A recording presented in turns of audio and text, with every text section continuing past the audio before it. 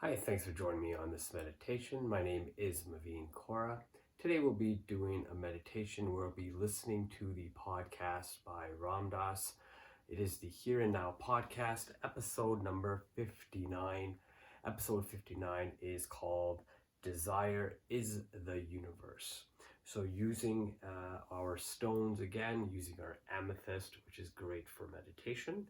Using in this one today, we're going to use a tiger eye as well, a great stone to help raise Kundalini energy, as well as using howlite, which is a great meditation stone as well. So a great way to just kind of connect while listening to the talk. I will be taking notes anytime I do hear something that I like. I typically write things down, write my thoughts down, write anything that comes to me. I suggest you definitely do the same. It's a great way to keep a journal or even just write down what you're learning from the meditations you are doing so you can read them at a later time. So find yourself a nice comfortable place to sit. And when you're ready, let's begin. T-shirt coming up, so you take a look at that. So thank you, and see you next week on Ram Dass, Here and Now. See, I don't really know who I am being at this moment. I don't understand all of the divine plan at every level. I'm like a water boy on the team. I don't understand how it all is. But I also figured out I don't have to understand it.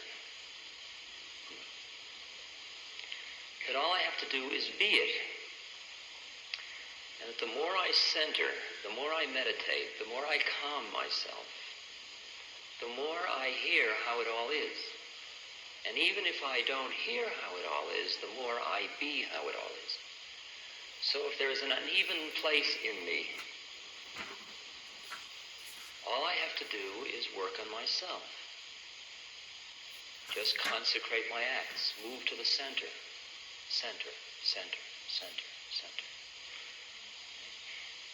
And as I give up attachment to knowing how it all comes out, or knowing how it all works, then the actions come into harmony with the Tao.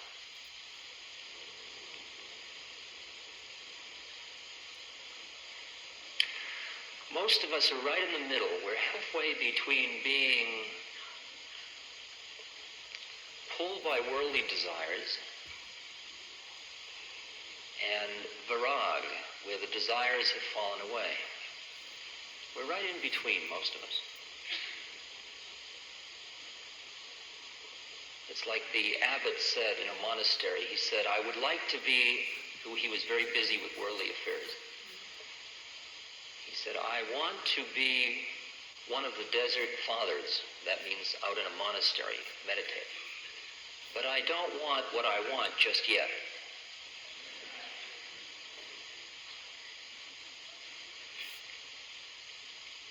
Because I haven't quite finished.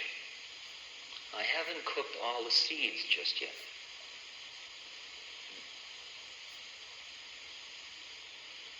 See, eyes unclouded by desire see how it all is. Unclouded by desire, even the desire to see how it all is. We are the light. We are the light. We are the light.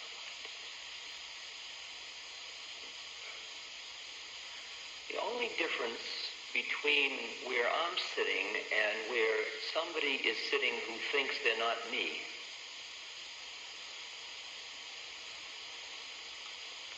is a little thing called faith.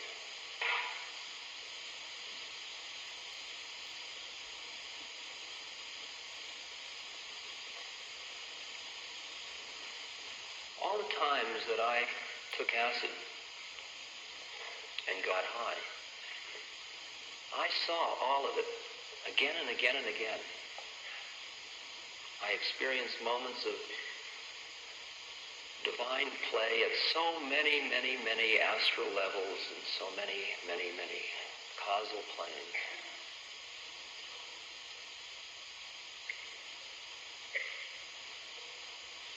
Once I recall being in a meditation room and going into a state beyond even bliss of homogeneous light for many hours. And then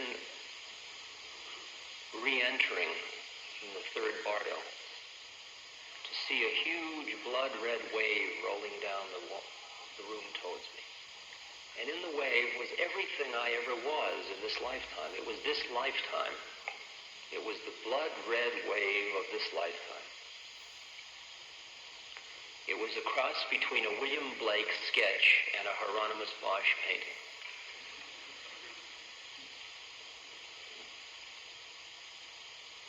And it rolled down over me, and I held up my hands, I remember, and said, no, man, I don't want to go back to that. But I didn't know the key. I didn't know the key, and I had nothing to do. I was impotent in the face of this wave, and it just rolled back over me, and then there I was, caught back in the illusion.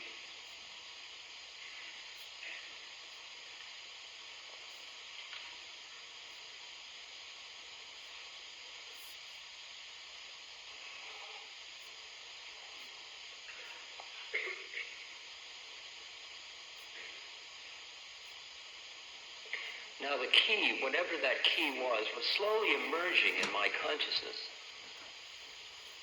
See, I thought at that time, since my key at that moment was LSD, and since the LSD was wearing off, my key was turning from a key of silver or jewels or golden key to the golden door, was just turning into slish, into drops, into nothing. And I had to wait until I could get the next golden key. But slowly it was dawning on me, not dawning intellectually, but coming to be, that more and more I started to develop a calm place in me from which I watched all the rest. It was the place where you stand on the bridge and you watch your whole life go on under the bridge.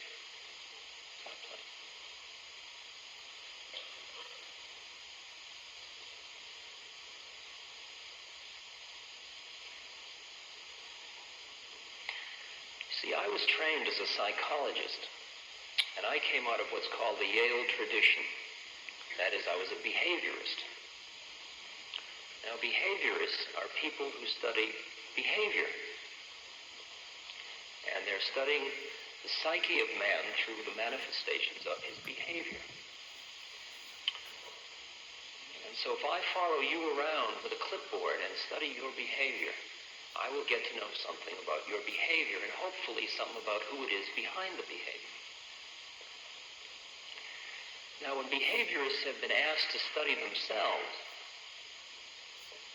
they've gotten frightened. Because historically there was a thing called introspectionism, where people would sit down, Thorndike and others, and they would write down all of their inner experiences. And they would build a body of knowledge about this, but everybody would say it's not science because it's not public, because only you see it.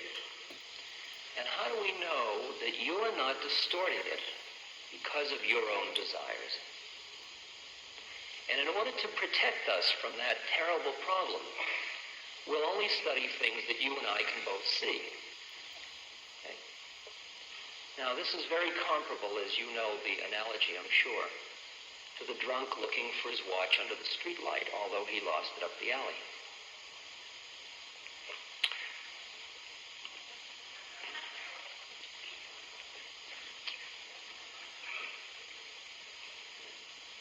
Because it's, of course, lighter and easier to find watches under the streetlight, although it isn't where the watch is.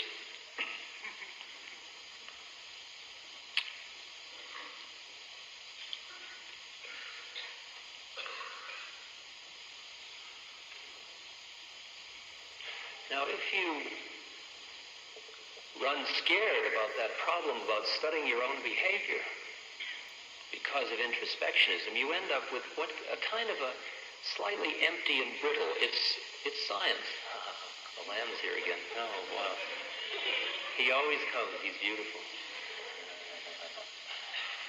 We're all here again.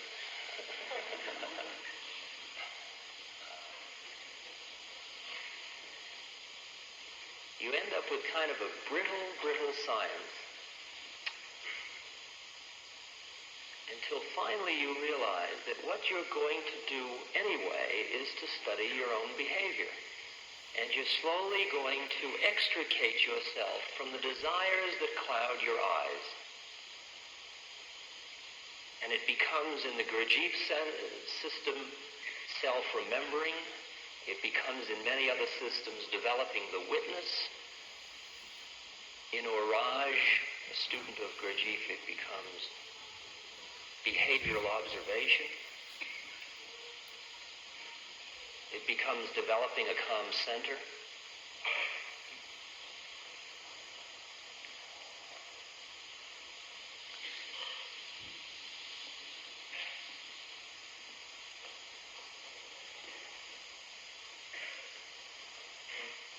Finally, when we're going to work on ourselves, we see that the first thing we must do is extricate ourselves from our melodrama.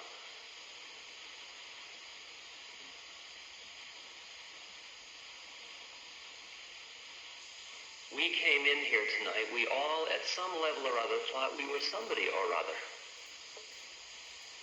And it's only when we know we are not somebody that we become everybody.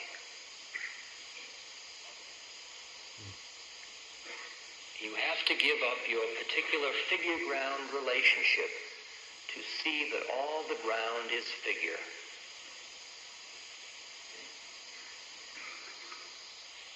To see the true Gestalt, to see the whole thing, how it all is.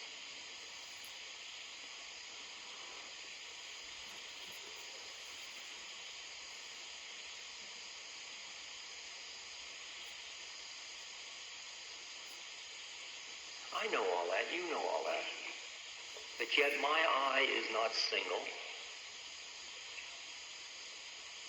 because there are still attachments that keep bringing me back to this plane. And being attached to this plane, even though I understand that I am not to reject this plane, but I am to be able to, as the Bhagavad Gita says that I just read, know the gods and goddesses, know all the planes. See how it is that just one plane back, like astrology is the science of heredity. Just go one plane back and you begin to see why all this is. Because each plane is a manifestation of the plane above it. And you go from the sanskaras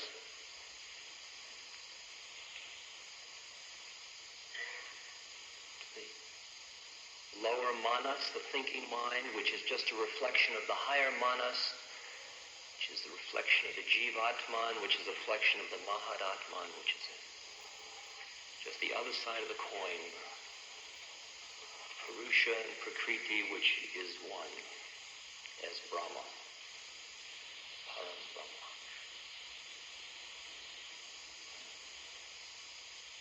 We can even now find systems, we're open enough to find systems that satisfy us.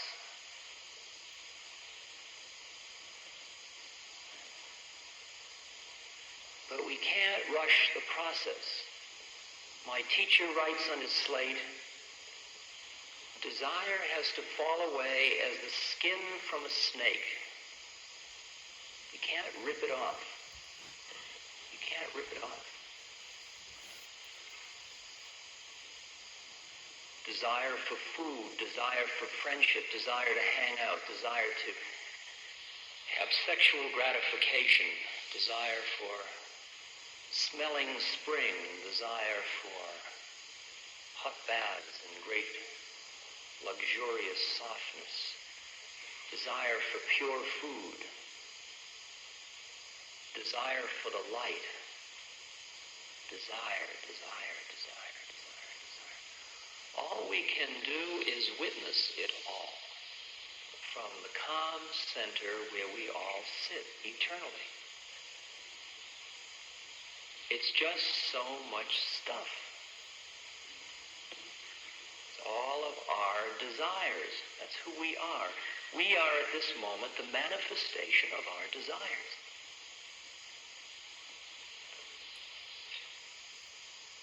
First thing my teacher wrote on his chalkboard, I always say over and over again, because I think about it so often. He said, desire is the trap. Desirelessness is moksha, is liberation. Desire is the creator. Desire is the destroyer. Desire is the universe.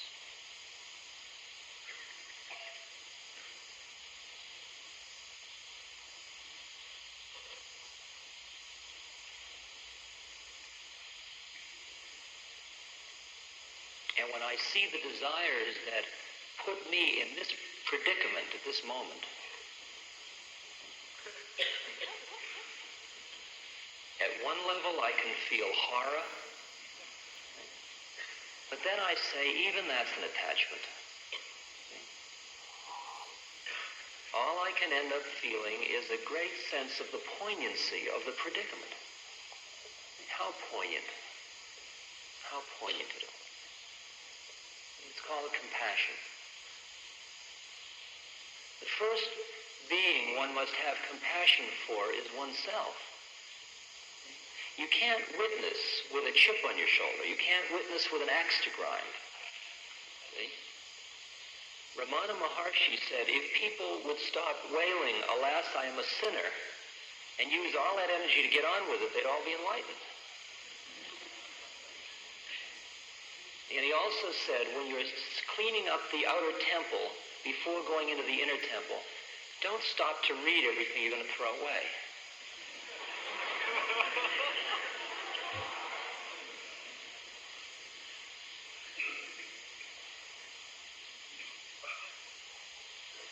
See, we can all get so preoccupied with where we're not.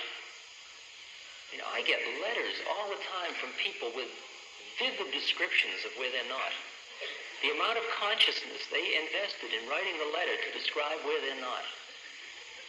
But then every now and then I get a letter and all it's filled with is pages and pages of Ram, Ram, Ram, Ram, Ram, Ram, Ram, Ram, Ram, Ram. And I read every page. Every page, right?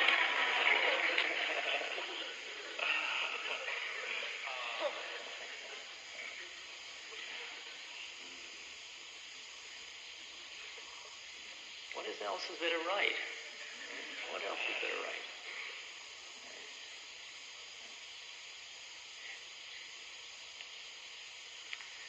See, the process for those that have that scientific bent that want it said that way,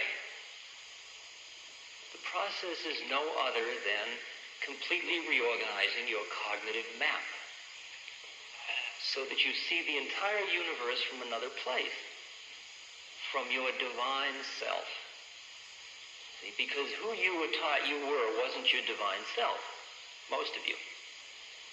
Very few of your mothers said to you, you are your divine self. Very few said, when I look at you, I see God. Yeah, right.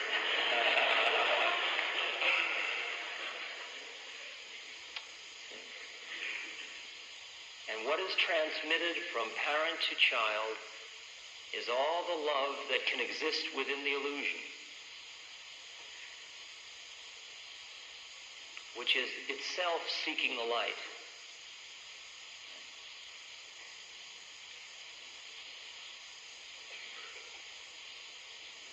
At every level of the illusion, there must be total honor to your karma. At every plane. To parents,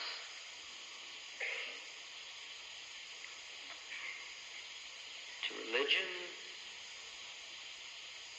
to country, to world, to mankind, to the Divine Mother. At every level of her manifestation, there must be honor. You can't get away with bypassing any of it. You can't leave any strings on loose ends. They're just anchors, just karmic anchors.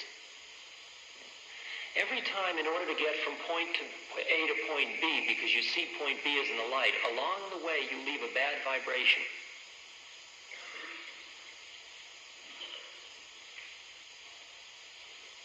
Just new karma, creating more of the stuff that entwines you, that keeps you all tied up.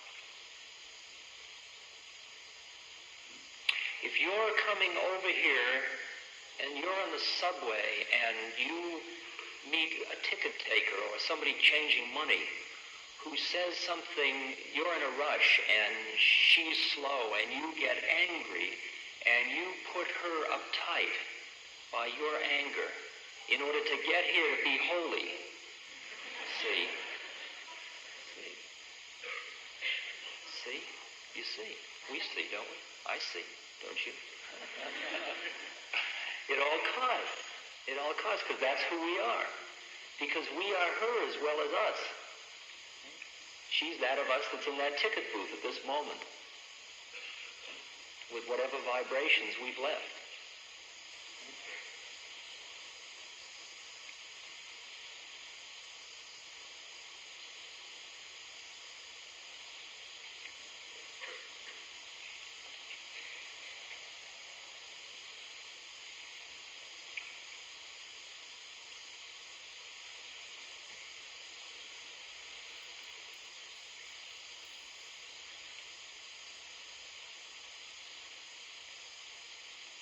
You can't look at the desires that still exist as curses, because they are as much a message, a teaching to you, as anything else. There's the distinction made between Satguru and Upuguru. The Satguru is the guru that beckons from beyond.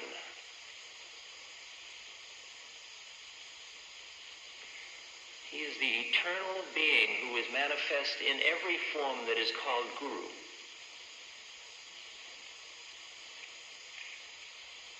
Christ, the Master Yogi.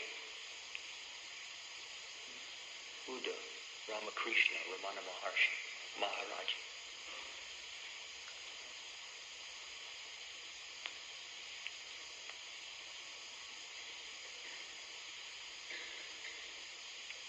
Then there are the Satgurus. The Satgurus are the beings along the way that teach you something. Did you ever look back? I sat in the temple in India once and I made a long list of all the Upugurus I could remember. Because what you'll notice happens is as you get to each new plane of understanding of how it is, you look back and you write your whole biography entirely differently.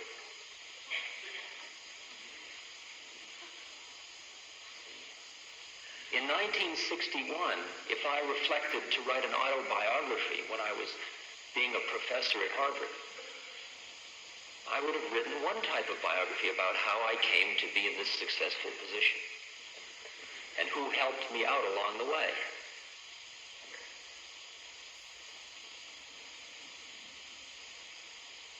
And believe me, in all the lists I made when I was there of what was going to happen in my life next, no list included this. None whatsoever.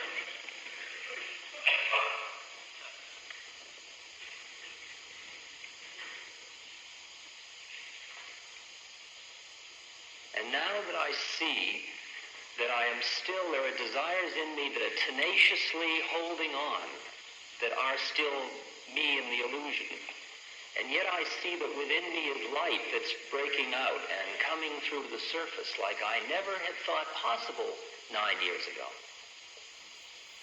Now I look back and I see all the things that happened to me in my life that helped that light emerge. Those are my Upagurus. It was one of my worst enemies at prep school. Somebody who tried to blackmail me. And I suddenly realized that what he was going to do didn't matter.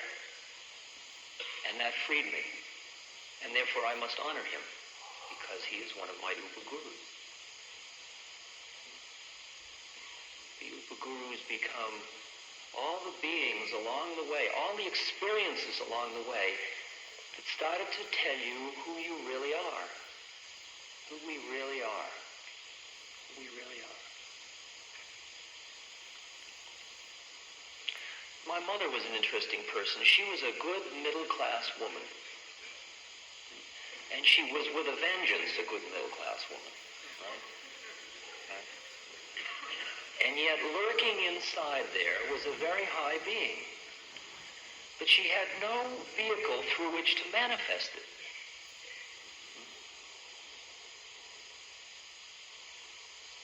And every now and then it would break out around the edges.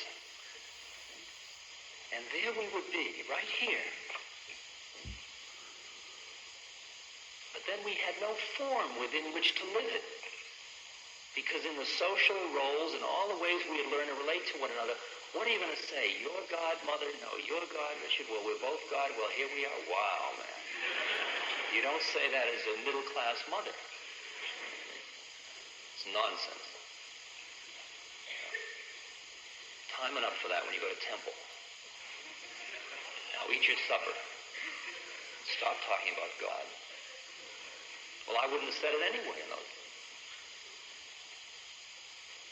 Because we were in a conspiracy to deny who we really are. Because it was too scary. Isn't it? Don't you find it that way? You must. Yeah. It's scary to be light, to be love, to be truth, and to be beauty.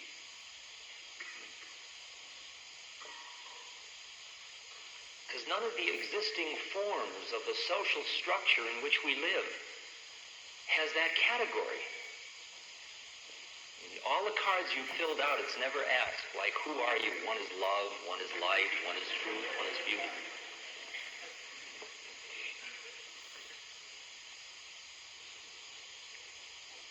As I said before, last week, I think, we're way ahead of where we are yet able to say we are. We're way ahead of where we can conceptualize our existence. And we've still been so turned off by the holy books that we haven't yet, many of us, dug that in there are all the words that describe who we are.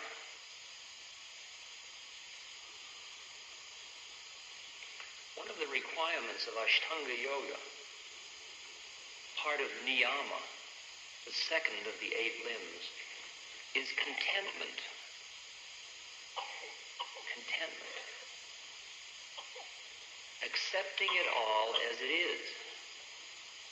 Now that does not mean, there was a very interesting editorial in Life magazine by Barry Farrell sometime after the Woodstock Festival. And he said that he was standing there in the rain with all these other people. And he was standing next to these young people who were in the rain. They didn't have any food. The toilet facilities weren't proper. It was all just soggy. And he said, they looked so content. And he said, I'm deeply concerned about our culture. He said, because I am concerned about the arising of a generation characterized by bovine passivity. Right? Cow-like passivity. Do you ever see the sacred cows in India?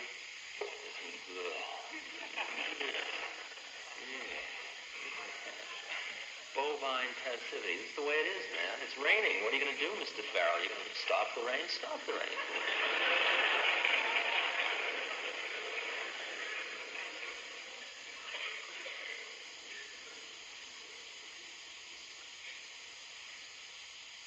Because accepting where it all is the first step to the change.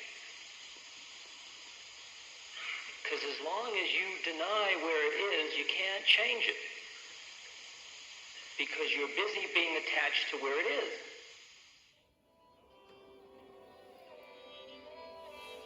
This podcast is brought to you by the Love Serve Remember Foundation and ramdas.org. We appreciate you listening, and we